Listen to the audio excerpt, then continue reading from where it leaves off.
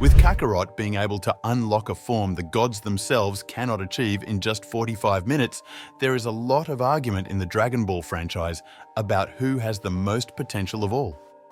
This debate centers on Super Broly. It took Frieza just 4 months of training to get from Namek Saga Super Saiyan Goku to Super Saiyan Blue. Gohan went to have the strongest battle in history, despite being completely washed before. But tell me of a character that can transition from Vegeta's base to matching a fusion. Like his Z counterpart, Broly, the legendary Super Saiyan, is stronger than any villain in Dragon Ball Z, with characters like Frieza and Cell being stated to have the ability to destroy the living universe, and Cell himself stated as having infinite battle power, surpassing Kid Buu and Buhon, who are capable of collapsing the universe without the use of alternate dimensions.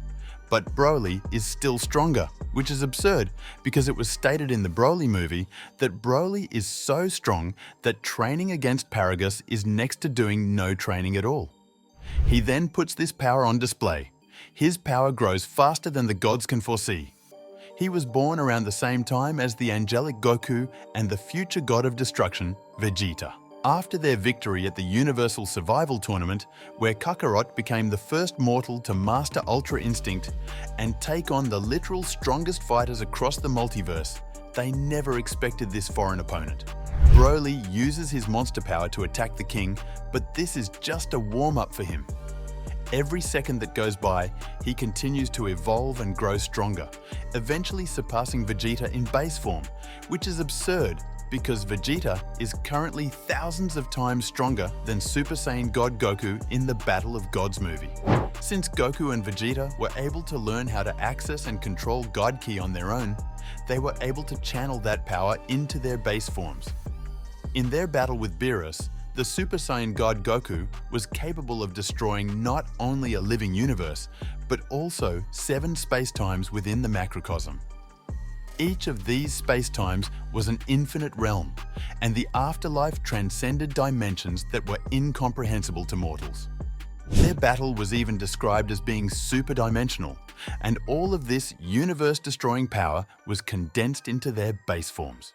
The majority of people don't understand why, despite characters becoming hundreds of times stronger and possessing this power in their base forms, the universe isn't in danger of being destroyed in battles after this. I'll address this in a later video, but to give you a quick answer, it's all Ki control. When Broly fights, he forces Vegeta to use the fabled Saiyan race transformation, which turns Vegeta into a Super Saiyan. Growing significantly more quickly, Broly easily defeats Vegeta once more.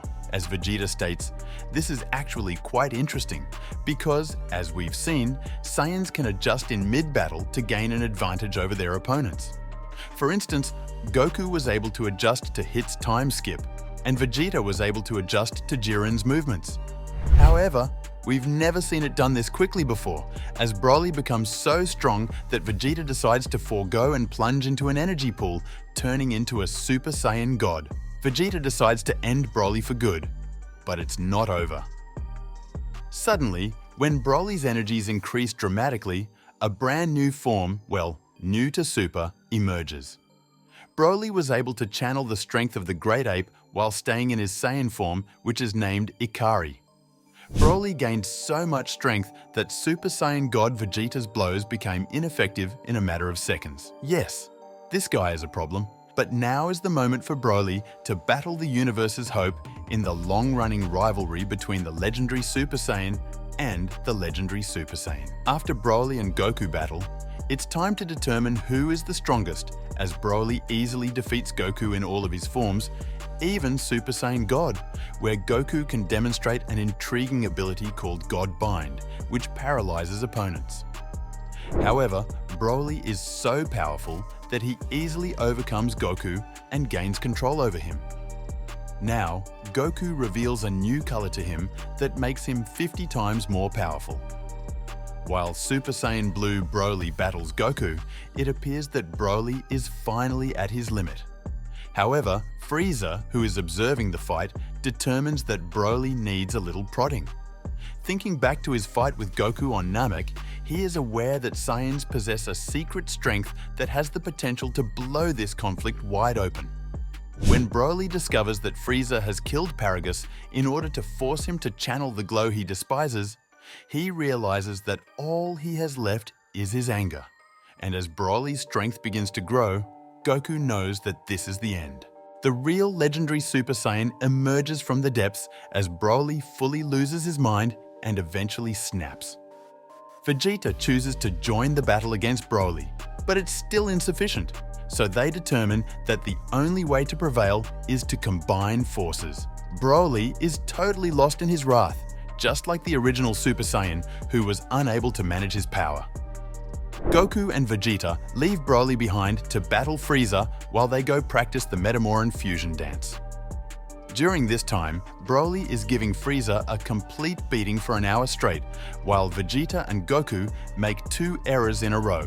Eventually, they manage to combine the Prince of Destruction with a mortal who took on the form of an angel, and what emerges is the angel born in hell. Gogeta arrives on the battlefield prepared to battle Broly with their fusion's power, which is not just one added together, but significantly multiplied. As Gogeta and Broly fight, both of them are getting stronger and stronger, and this is starting to get fun. However, let's take a step back and consider how absurd this actually is. Goku and Vegeta decide not to go Kaioken and Evolution Blue, believing that the only way to win was to fuse together, meaning Broly, in only a few hours, was at base Vegeta level and rose all the way to fusion level. Reality has been completely destroyed when both of their attacks connect. It was claimed that this destruction of reality was superdimensional, which is consistent with the earlier evidence. As both of their powers continue to rise, Broly rises more quickly as he expels all of his energy, ultimately revealing his familiar form. Broly is developing so fast in their fight that he even makes Gogeta go Super Saiyan. Broly's strength has increased to the point where Gogeta's blows, even as a Super Saiyan, seem insignificant. Gogeta is forced to jump all the way to Super Saiyan Blue in order to finally knock him down, but Broly just continues getting up throughout their struggle. Gogeta gathers up his energies for a spectacular climax as Broly has finally reached his limit, and he knows he's about to die in a legendary battle with a legendary conclusion. Gogeta realizes that Broly will soon exceed him yet again and vows to end this. This fabled struggle has finally come to a conclusion when Broly's friends fulfill a wish to send him back to his homeworld using the Dragon Balls. Goku claims that given how powerful Goku and Vegeta are at unlocking new forms, including Gohan unlocking a new beast form, Broly may even have surpassed that of Beerus himself. In the end, I suppose we finally have an answer to the question of who has the greatest potential out of all of them. Broly was able to go from base Vegeta all the way to Super Saiyan Blue Gogeta in just a few hours, and after training on Beerus's world, he has statements of being the strongest Saiyan. However, Broly isn't just a monster, he's a devil. Broly has been training on Beerus's world as Gohan concludes his strongest battle in history. It was stated that perfected Cellmax might be even stronger than Broly. Overall, Broly would scale from complex multi to outerversal depending on which argument you want to take with infinite speed. Thank you for tuning in. Let me know in the comments below how powerful you think Broly is. Make sure to hit that notification bell and subscribe as we're on the verge of 1,000 subscribers. Check out my previous video and let me know if you like these scaling types of videos. Until next time, peace.